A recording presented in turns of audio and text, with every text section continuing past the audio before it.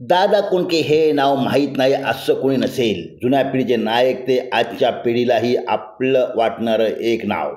आपल्या अभिनयाने प्रेक्षकांना मनावर अधिराज्य गाजवणारे दादा कोंडके. कृष्णा कोंडके उर्फ दादा कोंडके यांचा जन्म 8 ऑगस्ट 1932 रोजी नागाव, मुंबई येथे झाला. दिव्य अर्थी विनोदी ढंगातील संवादफेकीमुळे त्यांच्या भूमिका लोकप्रिय झाल्या.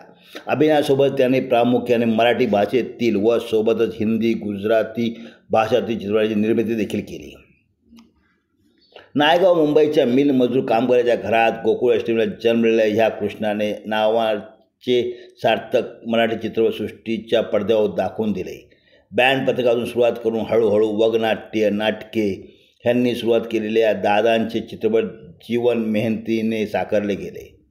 पांढरपेशा वर्गाला त्यांच्या कमरेखालच्या विनोदाने त्यांच्या सिनेमापासून दूरच ठेवले, पण पीठातल्या प्रेक्षकांनी त्यांना जे डोक्यावर उचलून घेतले त्याने त्यांची कारकीर्द यशस्वी करवली.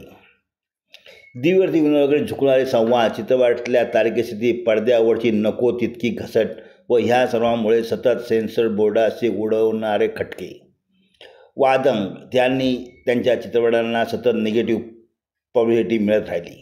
सोंगड्या चित्रपटात त्यांनी नाम्याची भूमिका, पांडू हवालदार सिनेमात प्रामाणिक हवालदाराची त्यांच्या भूमिका तर अजरामर ठरल्या.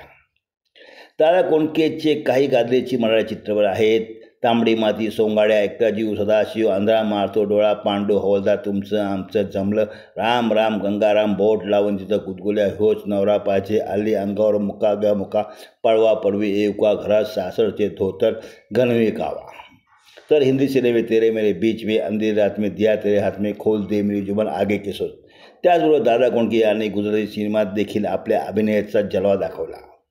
मराठी चित्रपटसृष्टीतील जुबली स्टार दादा कोंडके यांना 14 मार्च 1998 रोजी दादरच्या निवासस्थानी त्यांच्या हृदयाचा विकाराचा झटका आला. त्यांना बाजूच्या सुश्रुत नर्सिंग होममध्ये दाखल केले. तिथे त्यांनी शेवटचा श्वास घेतला.